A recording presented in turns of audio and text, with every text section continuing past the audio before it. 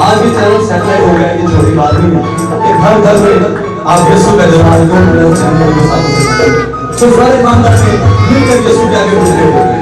थोड़ा कभी भी यीशु सेवा के लिए उसके आगे गुजरे तो यीशु की आवाज़ सुनता। हालेलुया।